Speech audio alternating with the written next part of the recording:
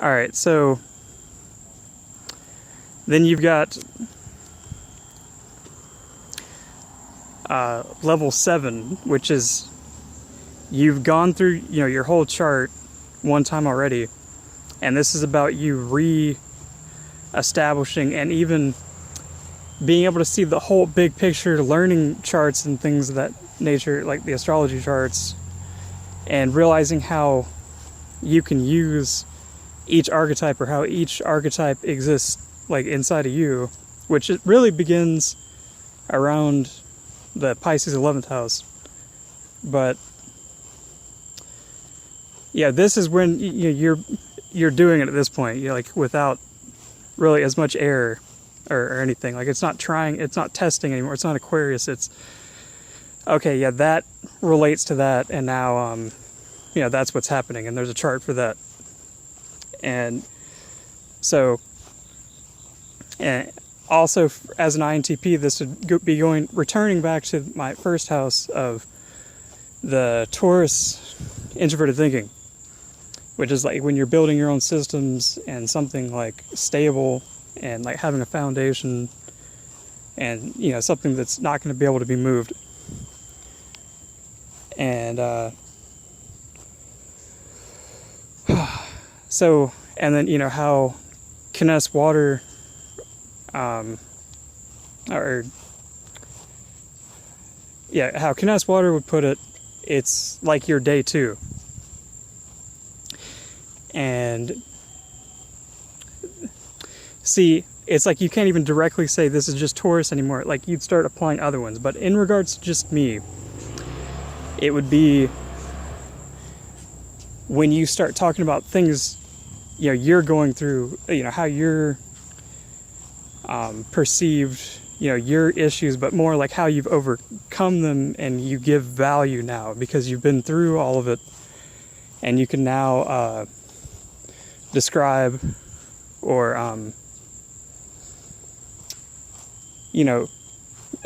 talk about stuff you've been through, and have this like clear vision of it, and then also be able to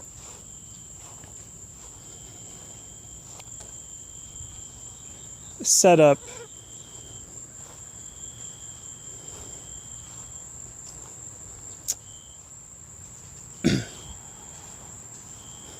basically like this security.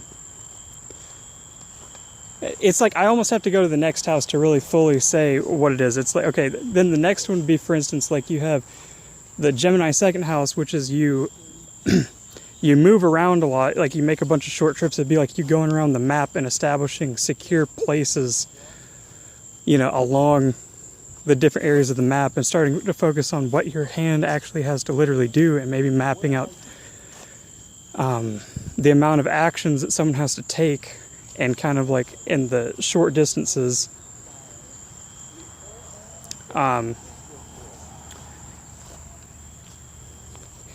And the Taurus at that point would be basically you aren't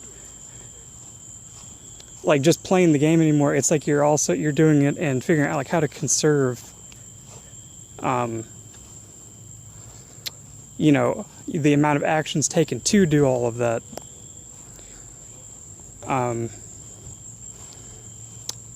And having your own system for the amount of like whole charting someone, if that makes sense. Of course it does, it's Taurus, but yeah, so like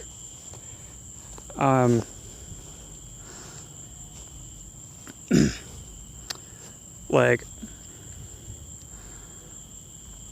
then like level 8 would be that the Gemini 2nd house I was talking about, where that's probably where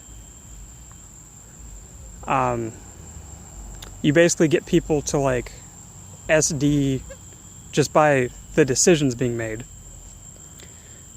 on purpose. Even though you could say technically that's the Sagittarius 8th house, but this is more like you have the like all of it mapped out. And then then from that stage, like there'd be a level 9, which would be the Cancer third house, where it's like not only do you have like certain like locations set up, you start to pay attention to what you find the most nurturing, and what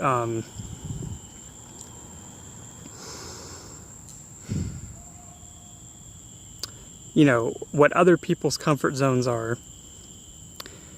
And you know, this may even be when you start moving into like the kind of Mr. Miyagi aspect of things, where you're like teaching people, you know, from your home or other stuff, like you're going to other people's houses more, and getting that experience from that level, not just you working on it on your own and beating everyone, but maybe even applying it in daily life, you know, starting to have conversations about it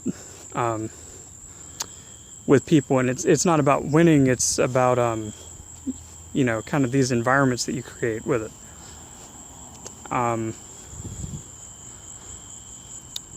But yeah, so